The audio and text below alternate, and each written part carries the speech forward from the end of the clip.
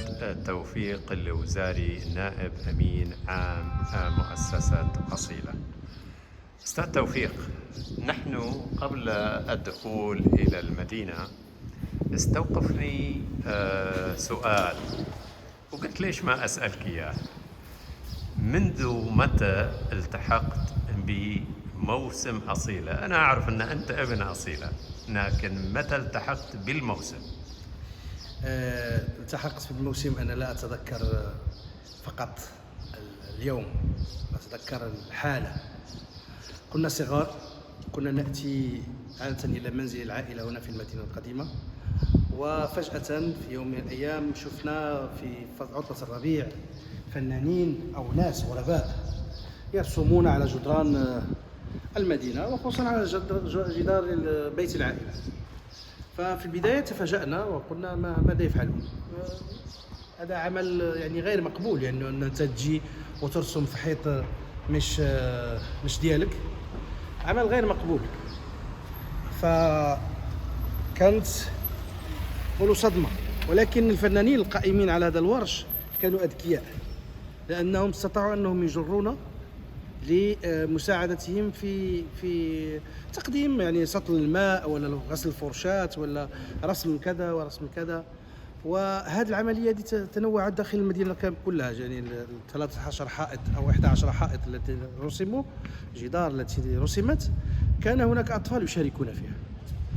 وبعدما ذهب الفنانون بقيت الجدران وبقينا نحن، وصرنا نحن حراس الجدران، وصار الجدار ملك لنا، ولا نسمح لأي أحد أن يضع رجله على الجدار أو يوسخ أو يضع أمامه القمامة أو فكانت هذه البداية.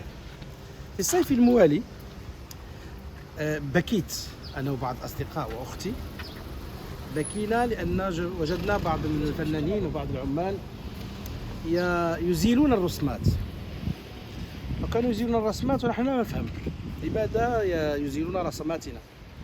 فأخبرونا أنهم سيرسمون بدلها جدران أخرى جميلة. وهكذا بدأ. كل سنة نعيش مع الجدارية حياتها في فصل الخريف والشتاء والربيع والصيف. تموت الجدارية ونبقى نحو تحيا جدارية أخرى.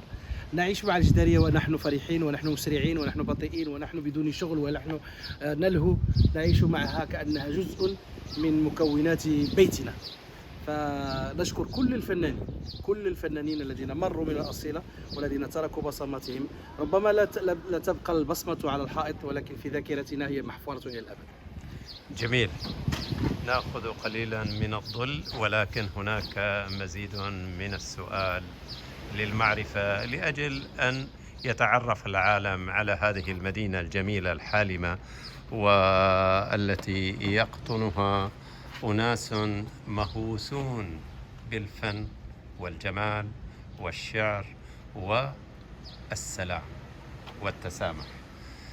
لما جاء في بالي أن نتحدث عن التسامح، كانت في كلمة جميلة جدا، أن أصيلة هي أيضا وطن التسامح، ومن الثقافة يبدأ التسامح. أول حاجة في مدينة أصيلة هو أننا تعودنا بفضل موسم أصيلة الثقافي وفضل القائمين عليه، تعلمنا شيئا مهما جدا: الثقة في النفس واحترام الآخر واستقباله بالبشاشة وبالطيبوبة اللازمة.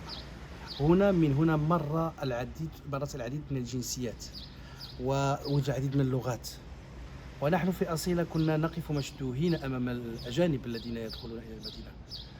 فبكثرة تعودنا على هذا المشهد، ونرى مثلا فنان مشهور، رسام له اسم أو سياسي أو شاعر أو أديب يتجول بين حارات المدينة بكل أريحية، بدون حراسة، بدون أي بروتوكول، فهذا يعلمنا أننا في بلد الأمان وبلد التسامح.